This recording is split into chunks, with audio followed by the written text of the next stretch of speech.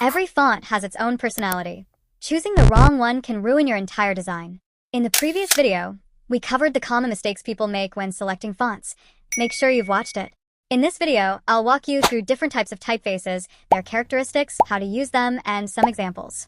By the end, you'll be able to choose fonts that truly match the mood and theme of your design. So, let's get started. First, serif. You've definitely seen this one before. Serif fonts are characterized by small decorative strokes at the ends of each letter. They give off a timeless, elegant, classic, and traditional feel. Times New Roman is one of the most well-known examples. It's widely used as a standard font in formal and academic documents because of its high readability and efficient use of space.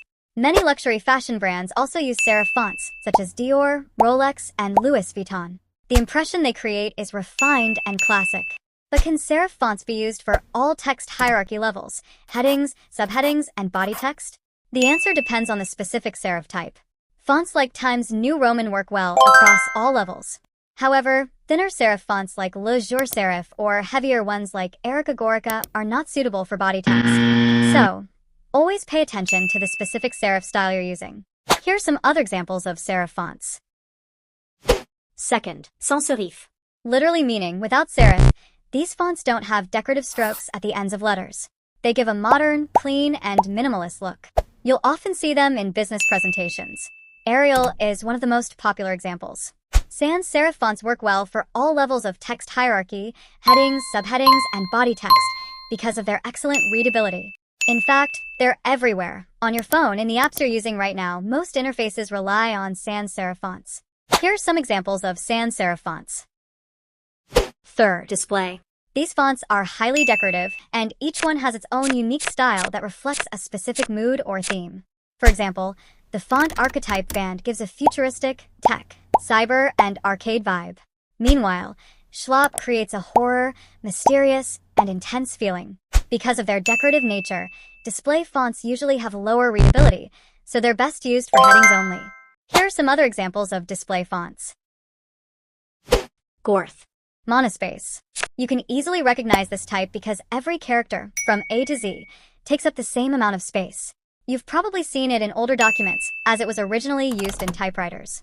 Today, it's still widely used in coding. The uniform spacing creates a systematic, technical, neat, and structured impression. Monospace fonts are generally safe to use across all text hierarchy levels, including headings, subheadings, and body text. Here are some examples of monospace fonts. Fifth, script. These fonts mimic connected handwriting, similar to how humans write. Some styles feel classic and traditional, while others are more modern and bold.